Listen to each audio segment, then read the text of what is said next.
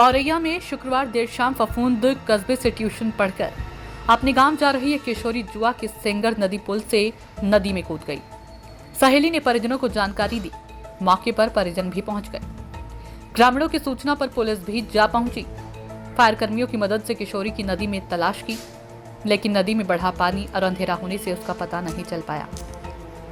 थाना क्षेत्र के गांव फतेहपुर निरामू निवासी पुष्पेंद्र भदौरिया उर्फ कल्लू की 14 वर्षीय पुत्री भूमि भदौरिया फफूंद करने के एक्सिस पब्लिक स्कूल की कक्षा 9 की छात्रा थी।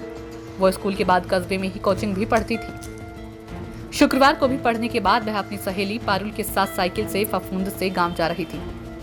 जुआ सिंगर नदी पुल पर उसकी सहेली पुराने पुल पर सैयद बाबा की मजार पर प्रसाद चढ़ाने चली गई और भूमि साइकिल से नए पुल पर चली गई।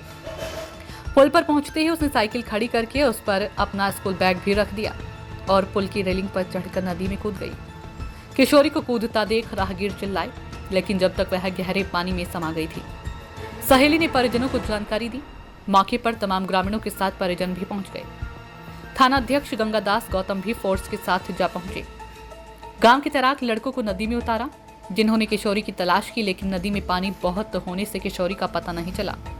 थाना अध्यक्ष ने बताया कि अंधेरा होने के कारण गोताखोर नदी में नहीं गए।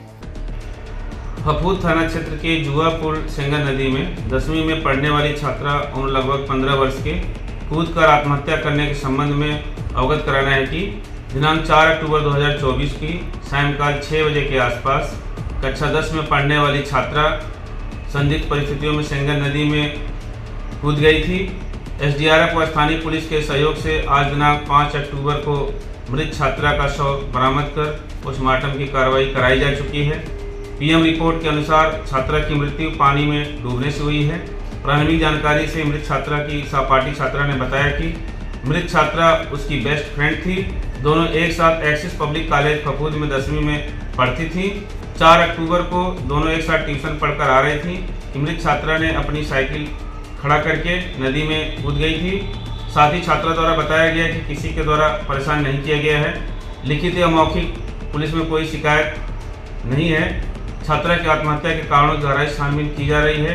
मौके पर कानून व्यवस्था संबंधी समस्या नहीं है।